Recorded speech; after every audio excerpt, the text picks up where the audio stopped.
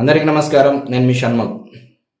ఉమ్మడి కడప జిల్లాలో స్థానిక సంస్థల ఎన్నికల కోసం కూటమి ప్రభుత్వం భారీగా వ్యూహరచన చేస్తూ ఉంది. అందులో భాగంగా ఉమ్మడి కడప జిల్లాలో వైఎస్ఆర్సీపీ పార్టీ ద్వితీయ శ్రేణి నాయకత్వం, మాజీ ఎమ్మెల్యేల అనుచరులు, మరి అదేవిధంగా పదుల సంఖ్యలో సర్పంచులు, పదుల సంఖ్యలో ఎంపీటీసీలు, మరి అదేవిధంగా ఎంపీపీలు పార్టీని వీడి అనగా వైఎస్ఆర్సీపీ పార్టీని వీడి తెలుగుదేశం పార్టీలోకి చేరడానికి సన్నాహాలు చేసుకుంటున్నారని చెప్పేసి ఇప్పటికే రాజకీయ వర్గాల్లో జోరుగా ప్రచారం జరుగుతూ ఉంది. మరి ఒకసారి మనం వివరాల్లోకి వెళ్ళేటువంటి ప్రయత్నం చేస్తే ముఖ్యంగా ప్రధానంగా జమ్మలమడుగు, మైదుకూరు, పొద్దుటూరు, కడప నియోజకవర్గాల్లో ద్వితీయ శ్రేణి నాయకత్వం ఇప్పటికే ఫ్యాన్ పార్టీని వీడి సైకిల్ పార్టీలకు ఎక్కేందుకు సన్నాహాలు చేసుకున్నారని చెప్పేసి విస్తృతంగా ప్రచారం జరుగుతూ ఉంది. ఒకసారి మనం నిశ్చితంగా గమనించినట్లయితే మరి నిజంగా ఈ ప్రచారం అనేది వాస్తవంలోకి వచ్చేటువంటి ఆలోచన అంటే ఆ పరిస్థితులు కనపడుతున్నాయంటే ఖచ్చితంగా కనపడుతున్నాయని అయితే మనం ఖచ్చితంగా చెప్పవచ్చు. ఎందుకంటే 1978వ సంవత్సరం నుంచి వైఎస్ కుటుంబం ఏనాడైతే రాజకీయాల్లోకి రావడం జరిగిందో, ఏనాడైతే వైఎస్ కుటుంబం ఇక్కడ నుంచి కడప జిల్లా నుంచి రాజకీయాల్లో ప్రాతినిధ్యం మొదలుపెట్టిందో ఆనాటి నుంచి నేటి వరకు కడప జిల్లా అంటే వైఎస్ఆర్ అన్న విధంగా అక్కడ రాజకీయాలు నడిచాయి.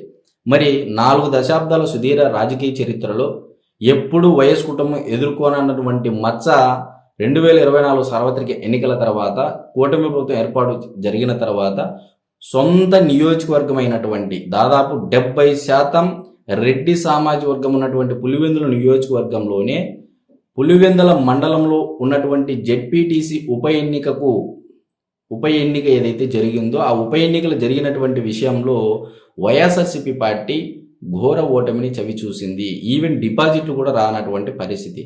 మరి అదే వైఎస్ఆర్సీపీ పార్టీ తరఫున వైఎస్ఆర్సీపీ పార్టీ సీనియర్ నాయకులు, మాజీ మంత్రులు, సాక్షాత్తు ఒక రకంగా చెప్పాలంటే జగన్మోహన్ రెడ్డి గారు మినహా మిగిలినటువంటి అధిష్టానం మొత్తము పులివెందులో ప్రచారము చేయడం జరిగింది. అయినా సరే డిపాజిట్లు రానటువంటి పరిస్థితి. మరి అదేవిధంగా తెలుగుదేశం పార్టీ తరఫున కూడా మంత్రులు, నాయకులు, కడప జిల్లాకు సంబంధించిన నాయకులు వచ్చి ప్రచారం చేయడం జరిగింది. వారు గెలుపొందడం జరిగింది. మరి సొంత నియోజకవర్గంలోనే ఒక జెడ్పీటీసీలోనే గెలుచుకోలేనటువంటి, రాజకీయం చేయలేనటువంటి జగన్మోహన్ రెడ్డి గారు రేపొద్దున మమ్మల్ని ఏ విధంగా బుజ్జగిస్తారు, ఏ విధంగా మాకు ఆదరిస్తారు, ఏ విధంగా మమ్మల్ని ఎంకరేజ్ చేస్తారు రాజకీయాలు అనేది ఈరోజు వైఎస్ఆర్సీపీ పార్టీ యొక్క ద్వితీయ శ్రేణి నాయకత్వమే వైఎస్ఆర్సీపీ పెద్దలకి సూటి ప్రశ్నలు సంధించారు అని చెప్పేసి ప్రచారం.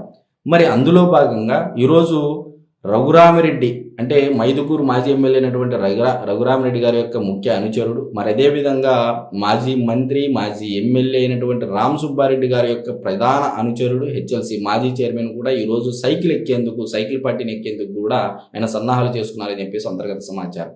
మరి అదేవిధంగా ఈ బద్వేల్ బ్రహ్మంగారి మఠం యొక్క ఎంపీపీ వీరనారాయణ రెడ్డి గారు, పదుల సంఖ్యలో సర్పంచులు, పదుల సంఖ్యలో ఎంపీటీసీలు, పదుల సంఖ్యలో ఎంపీపీలు ఇప్పటికే చాలామంది టీడీపీ పార్టీ అంటే కడప జిల్లా నాయకత్వానికి టచ్లోకి వెళ్ళారని చెప్పేసి సమాచారం.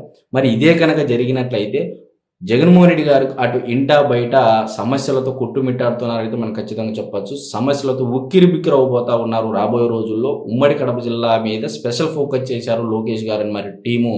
మరి లోకేష్ గారు అయితే యువ నాయకత్వాన్ని ఎంకరేజ్ చేసే ప్రాసెస్లో భాగంగా 3 యువ నాయకులకు ఈ ఉమ్మడి కడప జిల్లా స్థానిక సంస్థల కోసం బాధ్యతలు అప్పచెప్పారని చెప్పేసి ఒక సమాచారం. మరి అదే కనుక జరిగినట్లయితే ఉమ్మడి కడప జిల్లా ఇంకా వైఎస్ అడ్డా కాదు, రాబోయే రోజుల్లో వైఎస్ జగన్మోహన్ రెడ్డి గారికి ఇంకా రాజకీయ సమాధి ఉమ్మడి కడప జిల్లా నుంచి మొదలు పెట్టనున్నారు అనేది కూడా రాజకీయ వర్గాలు విస్తృతంగా ప్రచారం జరుగుతూ ఉంది. మరి ఎట్టకేలకు ఉమ్మడి కడప జిల్లాలో స్థానిక సంస్థలు ఒకవేళ నోటిఫికేషన్ వస్తే ఏ పార్టీకి ఎన్ని సీట్లు వస్తాయనే బట్టి చూస్తే ఖచ్చితంగా ఇప్పుడు ఉన్నటువంటి పులివెందుల నియోజకవర్గంలో ఉన్నటువంటి జెడ్పీటీసీకి ఇంతటి స్థాయిలో ప్రచారం జరిగింది. ఈసారి ఉమ్మడి కడప జిల్లాలో కానీ స్థానిక సంస్థల్లో తమ సత్తా చాటేందుకు ఆల్రెడీ 2024 సార్వత్రిక ఎన్నికల్లో 164 సీట్లతో 94% స్ట్రైక్ రేట్తో ప్రభుత్వం ఏర్పాటు చేసినటువంటి కూటమి ప్రభుత్వం, అతి ముఖ్యంగా తెలుగుదేశం పార్టీ ఈసారి భారీ వ్యూహరచన చేస్తూ ఉంది ఇప్పటి నుంచి అనేది అయితే జోరుగా ఊపందుకుంది ప్రచారం. మరి ఈ ప్రచారం నిజమైతే మటుకు వైఎస్ఆర్సీపీ పార్టీకి ఉమ్మడి కడప జిల్లా నుంచి రాజకీయ సమాధి కట్టబోతా ఉంది తెలుగుదేశం పార్టీని అయితే మనం ఖచ్చితంగా చెప్పొచ్చు. అందరికీ నమస్కారం.